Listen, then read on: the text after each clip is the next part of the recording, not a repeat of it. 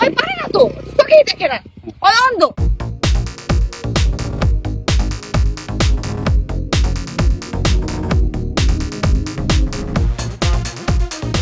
টানা কয়েকদিন ধরে বেশ আলোচনায় ছিলেন ছোট পর্দার জনপ্রিয় অভিনেত্রী কেয়া পায়েল।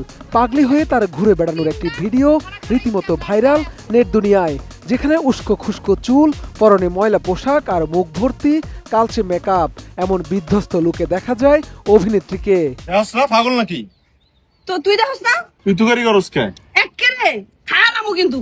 শুধু তাই নয়, পোশাকের পাশাপাশি অভিনেত্রীর আচরণও ছিল অদ্ভুত। নিজেকে পাগল দাবি করে ভিডিওতে কেউ একজনের বিচারও চান কেয়া, যা দর্শকদেরও অবাক করেছে।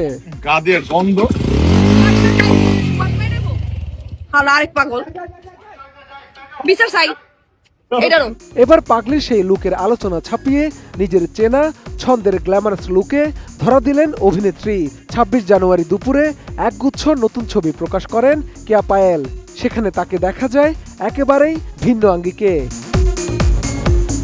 সামাজিক যোগাযোগ মাধ্যমে শেয়ার করা সেসব ছবিতে দেখা যায় একটি ঝকঝকে কালো বডি ফিটিং গাউনে নিজেকে ধরা দিয়েছেন কেয়া পায়েল। পাথর বসানো নকশা করা এই পোশাকটিতে অভিনেত্রীর শারীরিক গঠন অত্যন্ত আকর্ষণীয়ভাবে ফুটে উঠেছে। হাই পনিটেল হেয়ারস্টাইল আর হালকা মেকআপে তার এই লুক মুহূর্তেই চোখ ধাঁধিয়েছে ভক্তদের।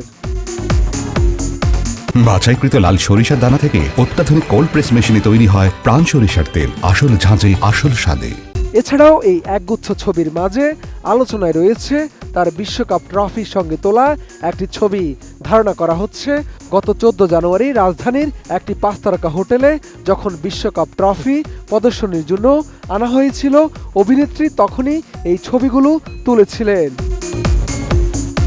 ছবি শেয়ার করে কেয়া পায়েলের এই পোস্টের নিচে ভক্তরা নানা রকম মন্তব্য করেছেন। কয়েকজন লিখেছেন পাগলি সাজটা ভালো ছিল, এটার থেকেও বেটার।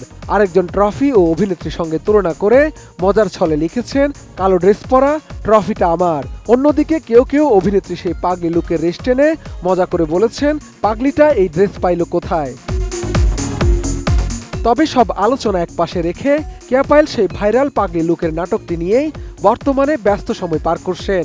নাটকটির নাম এখনও আনুষ্ঠানিকভাবে জানানো না হলেও এতে তার বিপরীতে অভিনয় করছেন জনপ্রিয় অভিনেতা ফারহান আহমেদ জোবান। ভক্তরাও এখন অধীর আগ্রহে অপেক্ষা করছেন পর্দায় অভিনেত্রীর এই বৈচিত্র্যময় রূপ দেখার জন্য। এক্কেরে খায় নামু কিন্তু সব। শাহাদাত রিফাত, ATN নিউজ, ঢাকা।